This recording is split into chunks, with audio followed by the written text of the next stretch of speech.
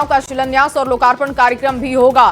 तो आज सीएम नीतीश की समृद्धि यात्रा अररिया और किशनगंज यानी कि सीमांचल के एरिया में ये यात्रा पहुंचने वाली है। सीएम नीतीश कुमार की समृद्धि यात्रा को लेकर तैयारियां अपने जोरों पर दिखाई दे रही हैं और अंतिम चरण में तैयारियां हैं। कल सुपौल पहुंचे थे, मधेपुरा पहुंचे थे नीतीश कुमार समृद्धि यात्रा लेकर। करोड़ों की सौगात वहां पर भी दी गई थी और आज देखिए, आज भी करोड़ों की योजनाओं का शिलान्यास और लोकार्पण कार्यक्रम होगा। सीएम नीतीश लगातार एक्टिव मोड में दिख रहे हैं। राज्यसभा के लिए नामांकन उनका हो चुका है, लेकिन इस बीच समृद्धि यात्रा का तीसरा चरण भी वो शुरू कर चुके हैं। तो मुख्यमंत्री नीतीश कुमार आज समृद्धि यात्रा के तहत अररिया पहुंच रहे हैं। सबसे पहले मुख्यमंत्री हरिया बारा स्थित पुलिस लाइन में बने हेलीपैड पर लैंड करेंगे और इसके बाद पुलिस लाइन पहुंचकर वो भवन का लोकार्पण करेंगे। साथ ही कुल 545.89 करोड़ रुपए की योजनाओं का शिलान्यास और उद्घाटन कार्यक्रम भी यहां पर है। और इसके बाद सीएम अररिया आरएस स्थित ANM, GNM and para medical college भवन का भी उद्घाटन करने जा रहे हैं। और इसके बाद 50,000 लीटर मिल्क चिलिंग स्टोरेज विस्तारीकरण योजना का भी शिलान्यास कार्यक्रम है। और इसके बाद का जो कार्यक्रम है वो भी आपके सामने रख रहे हैं। इसके बाद सीएम अररिया कॉलेज ग्राउंड में जीविका दीदियों को संबोधित करने के बाद अधिकारियों के साथ बैठक कर किशनगंज के लिए वो रवाना हो जाएंगे। मुख्यमंत्री बिहार सरकार के द्वारा अररिया दूध शीतक केंद्र में 50,000 लीटर का चिलिंग का व्यवस्था किया जा रहा है करने का। इसके पूर्व जो है यहाँ 5,000 लीटर प्रतिदिन क्षमता का दूध का ठंडा करने का व्यवस्था है, जो कल शिलान्यास होगा और आगे इस जिला में 50,000 लीटर दूध संग्रहण करने की क्षमता विस्तार की जाएगी। इससे अररिया जिला के सभी दूध उत्पादकों को आर्थिक उन्नति की व्यवस्था की जाएगी, लोगों का आमदनी बढ़ेगा। और वहीं सीएम के अररिया दौरे से जीविका दीदियों में काफी उत्साह है। महिलाएं लगातार कह रही हैं कि नीतीश कुमार ने जीविका के माध्यम से उनके सपनों को उड़ान दी है। फारबिसगंज की रतन देवी ने बताया कि उनकी शादी के 7 साल के बाद उनके पति की मौत हो गई और इसके बाद जीविका ही उनका सहारा बना। आज किराना दुकान चलाकर 3 बच्चों को अच्छी शिक्षा दे रही हैं और अपना परिवार चला रही हैं।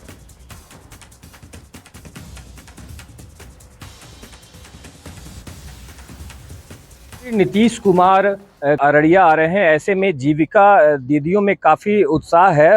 मुझे दीदी लोग जो है समूह से जोड़ी, उसके बाद हमको 10,000 रुपया सतत जीविकोपार्जन योजना का लाभ मिला। उससे 8,000 रुपया में हम गुमटी खरीदे और 2,000 रुपया का जो है चना ला करके चना का सत्तू बनाकर चना भूज करके सत्तू बना करके बेचते हैं। कहना चाहते हैं कि नीतीश कुमार जी भैया को कि नहीं जाए। नहीं जाए। अच्छा, बिहार छोड़ के नहीं जाए। था कि अगर मुख्यमंत्री जी और यहाँ पे रुकते तो हम लोग को बहुत खुशी होता, क्योंकि महिलाओं के लिए खासकर वो बहुत कुछ किए हुए हैं। क्योंकि हम लोग जब भी ग्राम में थे तो ये जीविका जब तक नहीं चलता था तो हम लोग बाहर भी नहीं निकल पाते थे। और उसके द्वारा जो है बहुत सारा चीज लाभ दिया, कन्या उत्थान योजना भी दिया है। बच्ची जब से जन्म लेती है उसके बाद जब वो शादी ब्याह हो जाता है तब तक वो सरकार मदद करती है। तो हम लोग को इस चीज के लिए बहुत हद तक खुशी है। और हम खुद भी जो है शादी के बाद जो है हम लोग को प्रशिक्षण जो है सरकारी योजना के तहत ही ब्यूटी पार्लर का प्रशिक्षण 6 महीना का कोर्स हम लोग को करवाया गया था, जिससे कि हम आज शादी होने। और वहीं मुख्यमंत्री नीतीश कुमार 12 मार्च को समृद्धि यात्रा के तहत पूर्णिया भी पहुंचेंगे और इस दौरान वो 500 करोड़ रुपए से अधिक की 200 से ज्यादा योजनाओं का उद्घाटन और शिलान्यास करेंगे। कार्यक्रम से पहले सीएम मां पूर्ण देवी मंदिर पहुंचेंगे, पूजा अर्चना करेंगे, विकास कार्यों का निरीक्षण करेंगे और इसके बाद थाना चौक स्थित पशुपालन कार्यालय और इंदिरा गांधी स्टेडियम में जनसंवाद कार्यक्रम में वो हिस्सा लेंगे। मुख्यमंत्री के आगमन को लेकर शहर में सुरक्षा और तैयारियां तेज कर दी गई हैं।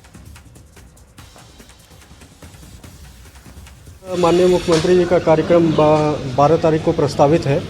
उसके आलोक में मंदिर में पूजा अर्चना होना है, उसकी तैयारी जो है की जा रही है।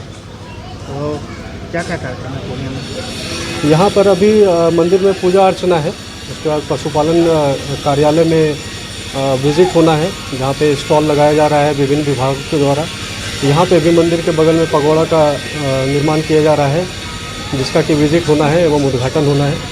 और साथ ही इंदिरा गांधी स्टेडियम में संवाद कार्यक्रम है माननीय मुख्यमंत्री जी। अब माननीय मुख्यमंत्री महोदय आ रहे हैं समृद्धि यात्रा में, हम लोग तैयारी कर रहे हैं। यहाँ पे जन संवाद होगा, पशुपालन जो ऑफिस बना है वहाँ पे भी कार्यक्रम है और पूरन देवी में 3 जगह कार्यक्रम है।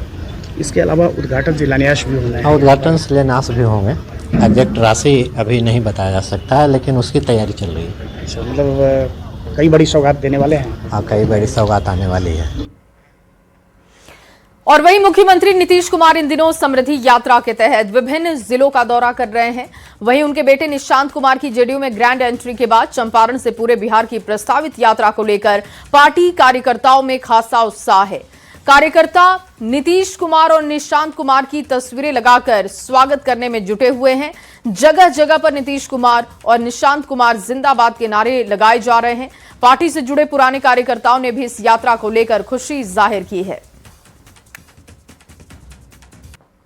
नीतीश कुमार के बेटे निशांत कुमार की जेडीयू में एंट्री हो गई है और अब जो चर्चा है कि निशांत कुमार चंपारण से अपनी यात्रा की शुरुआत करेंगे।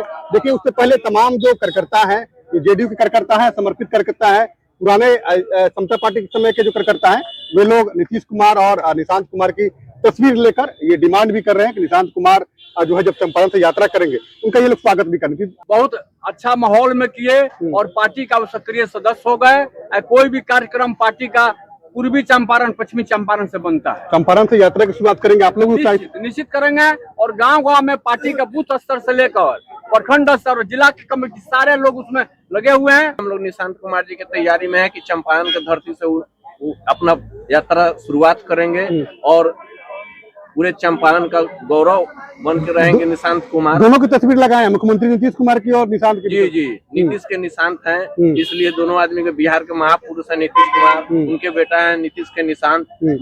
हम लोग उनके साथ पूरे आप लोग बापू की कर्म भूमि से माननीय निशांत जी का यात्रा का प्रारंभ होगा। हम लोग चाहते हैं उनका यात्रा मंगलमय हो, उनका यात्रा ऐसा हो जो बिहार के मुख्यमंत्री बने। मुख्यमंत्री नीतीश कुमार की तस्वीरें हैं और तमाम लोग ये डिमांड भी कर रहे हैं कि निशांत कुमार जब यहाँ आएंगे चंपारण से वो यात्रा की शुरुआत करेंगे, उसको लेकर तमाम कार्यकर्ता इंतजार में भी है। और वैसी स्थिति में तमाम कार्यकर्ताओं की एक डिमांड भी है कि नीतीश कुमार निशांत कुमार को ही मुख्यमंत्री बनाए ताकि बिहार की बागडोर संभाले और जो नीतीश कुमार का जो अधूरे काम है उस अधूरे काम को निशांत कुमार पूरा करे। उनिश कुमार, न्यूज़ 18 मोतिहारी। और वहीं ईरान और इजरायल के बीच चल रही जंग के बीच तेल के दामों के महंगे होने की आशंका के बीच एक बड़ी खबर सामने आ रही है। भारत सरकार ने दावा किया कि इस जंग का तेल की कीमतों पर कोई असर नहीं होगा। भारत सरकार ने बड़ा दावा किया कि भारत में फिलहाल पेट्रोल और डीजल के दाम स्थिर ही रहेंगे, वो नहीं बढ़ाए जाएंगे। गैस कीमतों में उछाल था, वो मामूली बढ़ोतरी थी। सरकार के मुताबिक जो 60 रुपए बढ़े हैं मौजूदा हालात की वजह से नहीं बल्कि पिछले साल की अंडर कवरी की वजह से। देश में डोमेस्टिक उपभोक्ता के लिए गैस की कोई कमी नहीं है और इसके अलावा कमर्शियल सिलेंडर को लेकर हो रही दिक्कतों की खबरों पर सरकारी सूत्रों के मुताबिक अधिकतर कमर्शियल सेटअप में इंडक्शन प्लेट्स का इस्तेमाल होने लगा है, लेकिन फिर भी अगर कहीं पर दिक्कत आ रही है तो वो भी देखा जाएगा। लेकिन अफवाहों पर ध्यान नहीं देना है। पेट्रोल, डीजल और ईंधन की कोई कमी नहीं है, ना ही गैस सिलेंडर की कोई कमी है। जमाखोरी लोग ना करें, इसकी वजह से सरकार की तरफ से इसेंशियल कमोडिटी एक्ट को लागू किया गया है ताकि लोग पैनिक करके जमाखोरी ना करें और ऐसे में सभी को गैस सिलेंडर मिल पाए, यह भी सुनिश्चित किया जा रहा है सरकार की तरफ से।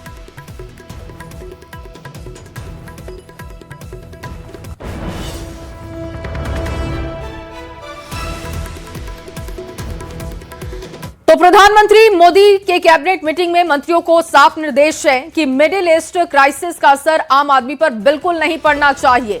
देखिए, कल एक बैठक की गई और पेट्रोलियम मंत्री के साथ बैठक होने के बाद मंत्रियों के साथ बैठक और प्रधानमंत्री की तरफ से यह कहा गया है कि लोगों पर इस क्राइसिस का बिल्कुल असर नहीं होना चाहिए। प्रधानमंत्री मोदी ने कहा कि इस वैश्विक उथल पुथल के समय जनता का भरोसा बनाए रखना सबसे जरूरी है, यही हमारी प्राथमिकता होनी चाहिए।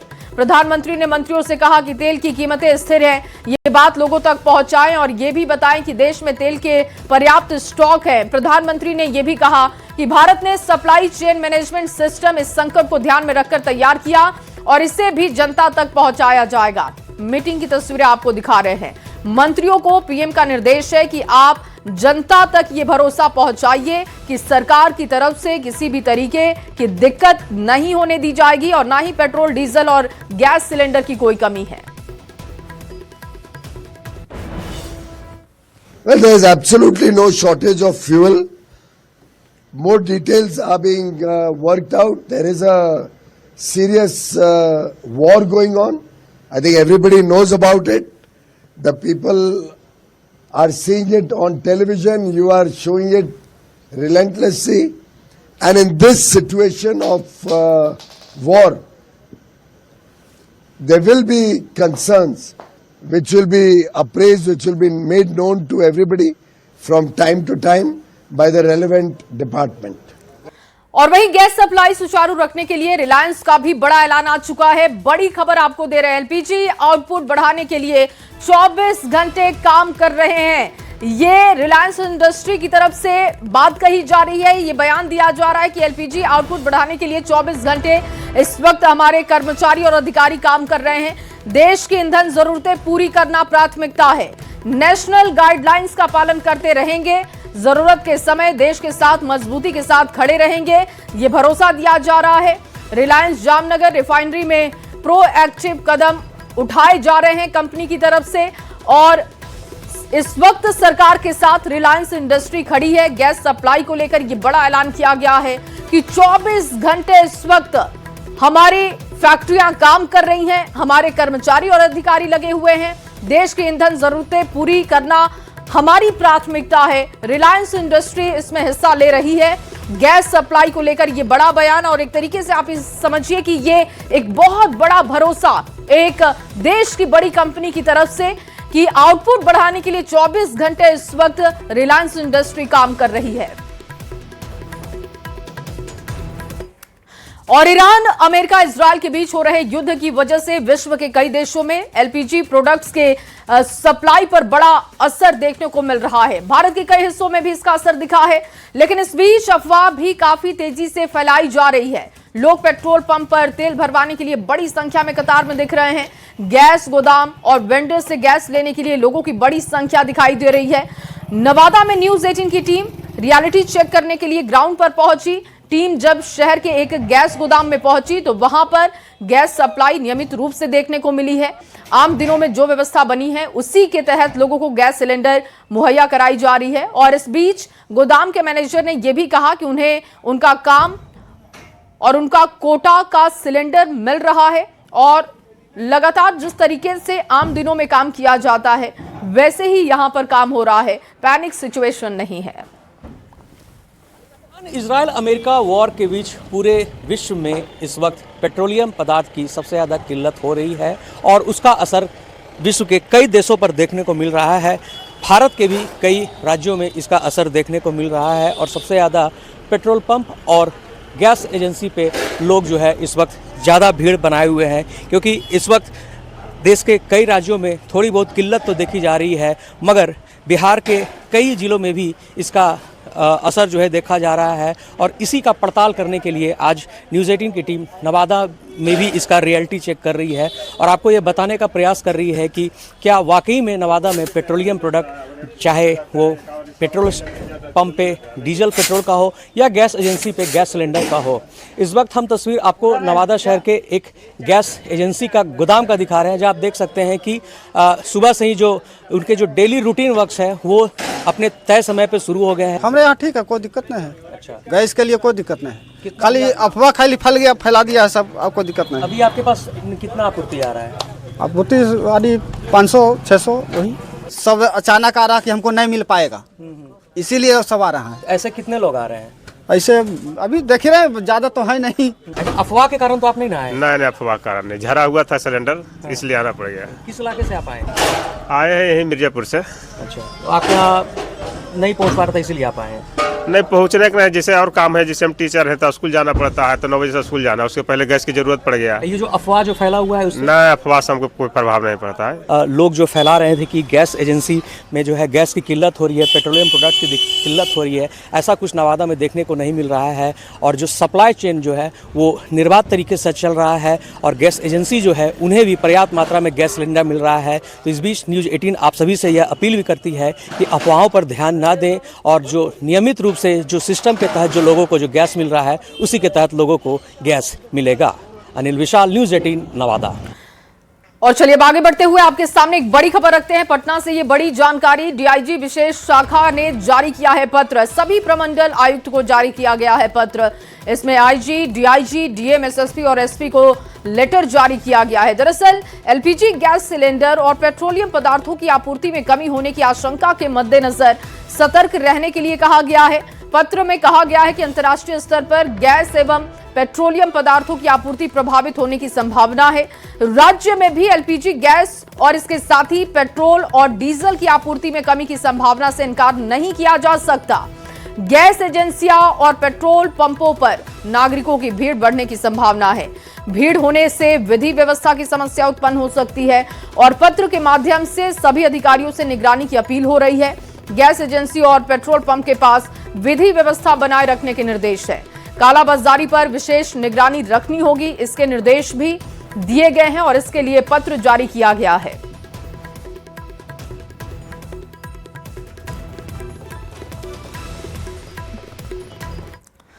तो बिहार में गैस किल्लत की खबरों पर उप मुख्यमंत्री सम्राट चौधरी ने कहा कि केंद्र सरकार पूरी तरीके से सतर्क है, राज्य में गैस सिलेंडर की कोई कमी नहीं। उन्होंने चेतावनी दी है कि कालाबाजारी करने वालों को किसी भी हाल में बख्शा नहीं जाएगा और उन पर सख्त कार्रवाई होगी। नहीं, भारत सरकार ने साफ साफ गाइडलाइन भी जारी किया है, 10% अतिरिक्त भी बढ़ाने का निर्देश दिया है और कोई भी कालाबाजारी करता है तो शीघ्र कार्रवाई करेगी सरकार। एकदम जनता को सारी सुविधा मिलते रहे, इसका पूरा प्रयास करेगी। और वहीं इजराइल, अमेरिका और ईरान के बीच चल रहे सैन्य संघर्ष का असर अब भारत के डाक विभाग पर सीधे तौर पर दिख रहा है। मध्य पूर्व में बढ़ते तनाव और हवाई समुद्री मार्गों पर व्यवधान की वजह से भारतीय डाक विभाग ने खाड़ी क्षेत्र के कई देशों सहित कुछ अन्य देशों के लिए अंतर्राष्ट्रीय डाक सेवाएं अस्थायी रूप से निलंबित कर दिया है और इससे आरा सहित पूरे बिहार में रहने वाले प्रवासियों, परिवारों और व्यापारियों को बड़ी परेशानी हो रही है। बताया जा रहा है कि ईद जैसे त्योहार के मौके पर इन देशों में काफी मात्रा में पार्सल और अन्य सामान भेजे जाते हैं, जिससे कि डाक विभाग को राजस्व की भी प्राप्ति होती है। लेकिन इस युद्ध के माहौल को देखते हुए प्रशासनिक स्तर पर इसको रोक दिया गया, जिसकी वजह से बाहर के देश में रहने वाले अपने परिवार के लोगों तक पार्सल लोग नहीं पहुंचा पा रहे हैं और पार्सल नहीं पहुंचने से मायूसी देखी जा रही है। हमारे संवाददाता ने डाकघर पहुंचकर जायजा लिया है, ग्राउंड रिपोर्ट आपको दिखाते हैं। के देश इजराइल, ईरान एवं अमेरिका के बीच चल रहे सैन्य युद्ध के बीच सभी जो देश हैं, जो खाड़ी देश हैं, उन पर भारतीय डाक विभाग के द्वारा वहां पर कोई भी पत्र, कुरियर और तमाम चीज़ों को भेजने पर पूरी तरह से प्रतिबंध लगा दिया गया। इस वक्त हम मौजूद हैं भोजपुर जिले का ये प्रधान डाकघर का जो मेल डिलीवरी सिस्टम का कार्यालय है, वहाँ पर मौजूद हैं और यहाँ जो कर्मी हैं देखिए अपने काम में लगे हुए हैं। लेकिन साफ तौर पर कई देशों में खाड़ी जो देश हैं उनमें पूर्ण रूप से वहाँ के तमाम चीज़ों पर रोक लगा दी गई है, जिसके कारण वहाँ जो पत्रों की डिलीवरी की जाती थी, जो मेल भेजे जाते थे या इसके अलावे कई देशों में जो अन्य सामान भेजे जाते थे उस पर पूरी तरह से रोक लगा दिया गया है और यह रोक भारतीय डाक विभाग के द्वारा लगाया गया है। Bahrain, Israel, Kuwait, Morocco, Oman, Qatar, Saudi Arabia, south Africa और टर्की, यूनाइटेड स्टेट अमेरिका, इन लोगों का डाक बंद हो गया है। जिसमें क्या किया जाता था? जैसे पत्र, पार्सल जाते थे वो अब उनका जो है यहाँ आर्टिकल बुक करना बंद हो गया है, जिससे हमारे सर्विस पर लगभग 5% का प्रभाव पड़ा है। राजस्व का नुकसान। जैसा कि वर्ल्ड की स्थिति है और युद्ध चल रही है, तो भारत सरकार ने और भारतीय डाक विभाग ने प्रिजम्पशन के तौर पर और सिक्योरिटी के ख्याल से अभी तत्काल निलंबित कर दिए हैं, जिसमें पार्सल, इंटरनेशनल पार्सल, DN के ये सब बुकिंग बंद हो गई। इससे 5 से 10% राजस्व की भी क्षति हो रही है। लेकिन ये तो युद्ध है और जैसे ही ये हालात सामान्य होंगे फिर। चंदन कुमार, न्यूज़ 18 भोजपुर। और दिल्ली में बीजेपी कोर ग्रुप की बैठक दोपहर 3 बजे ये बैठक होने जा रही है। इस वक्त की बड़ी खबर आप तक पहुंचा रहे हैं। नितिन नवीन, अमित शाह होंगे शामिल। बंगाल बीजेपी के कोर ग्रुप के नेता भी इसमें पहुंचेंगे। उम्मीदवारों के नाम पर मंथन संभव माना जा रहा है। ये बैठक बुलाई गई है 3 बजे, दोपहर 3 बजे बैठक आयोजित है, जिसमें नितिन नवीन होंगे, अमित शाह शामिल होंगे, बंगाल बीजेपी के कोर ग्रुप के नेता पहुंचेंगे। उम्मीदवारों के नाम पर मंथन होगा। देखिए, चुनाव को लेकर तैयारी की जा रही है। पश्चिम बंगाल चुनाव को लेकर मुख्य रूप से ये बैठक बताई जा रही है। दिल्ली में बीजेपी कोर ग्रुप की बैठक होगी। दोपहर 3 बजे का समय इसके लिए तय किया गया है, जिसमें बीजेपी के राष्ट्रीय अध्यक्ष नितिन नवीन होंगे, गृह मंत्री अमित शाह शामिल होंगे, बंगाल बीजेपी के कोर ग्रुप के नेता पहुंचेंगे। उम्मीदवारों के नाम पर मंथन किया जाएगा। और एक और बड़ी खबर अब आपके सामने रखने जा रहे हैं। खबर औरंगाबाद से, जहां बारूड थाना में पदस्थापित दारोगा को घूस लेने पर निलंबित कर दिया गया। दारोगा अभिजीत कुमार गाड़ी रिलीज करने के नाम पर पैसे ले रहे थे, जिनका वीडियो सोशल मीडिया पर वायरल हुआ और इसके बाद एसपी ने इस पर संज्ञान लेते हुए कार्रवाई की। आरोपी दारोगा अभिजीत को तत्काल प्रभाव से निलंबित किया गया है। आरोप है कि एक शख्स से गाड़ी छोड़ने के नाम पर 20,000 रुपए की उन्होंने रिश्वत मांगी, लेकिन मामला 5,000 में तय हो गया था। वायरल वीडियो में दारोगा पैसे लेते हुए दिखाई दे रहा है। ये तस्वीर आप देख रहे हैं और इसी वीडियो के बाद संज्ञान लेते हुए निलंबन की कार्रवाई। और अब बात मौसम की भी कर लेते हैं। बिहार में मौसम में अचानक से बदलाव देखा जा रहा है और कई जिलों में बादल छाए हुए हैं। राजधानी पटना में भी कल देर शाम से बादल छाए हुए हैं। मौसम विभाग का कहना है कि अगले 24 घंटे तक बिहार के अधिकांश जिलों में बादल छाए रहेंगे और वज्रपात की आशंका भी है, यानी कि मौसम बिगड़ सकता है और इसको लेकर कई जिलों में येलो अलर्ट भी जारी किया गया है। बिहार में बदलते मौसम को लेकर पहले से मौसम विभाग ने लोगों को सतर्क रहने की अपील की थी।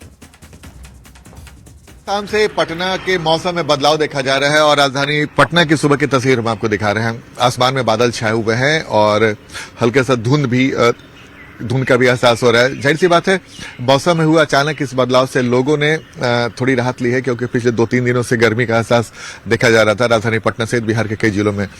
लेकिन मौसम विभाग ने भविष्यवाणी की है कि पूरे बिहार में आने वाले 24 घंटे में आकाश में बादल छाए रहेंगे और 8 जिलों में बारिश का येलो अलर्ट भी जारी किया गया है। साथ ही बिजली गिरने की भी संभावना जताई जा रही है। तो जाहिर सी बात है, मौसम में हुए इस बदलाव से लोगों ने थोड़ी तो राहत की सांस ली है। साथ ही मौसम विभाग ने ये भी जानकारी दी है कि पश्चिमी विक्षोभ के सक्रिय रहने के कारण मौसम में ये बदलाव हुआ है। फिलहाल राजधानी पटना की तस्वीर दिखा रहे हैं, जहां पे आकाश में बादल छाए हुए हैं और हल्की सी बारिश की संभावना जताई जा रही है। लेकिन मौसम में इस बदलाव ने लोगों को काफी राहत दी है। फिलहाल आने वाले 24 घंटे तक मौसम ऐसे ही रहने की संभावना है। कैमरामैन संत के साथ आनंद अमृतराज, न्यूज़ 18 नेटवर्क, पटना। और चलिए इसी खबर के साथ इस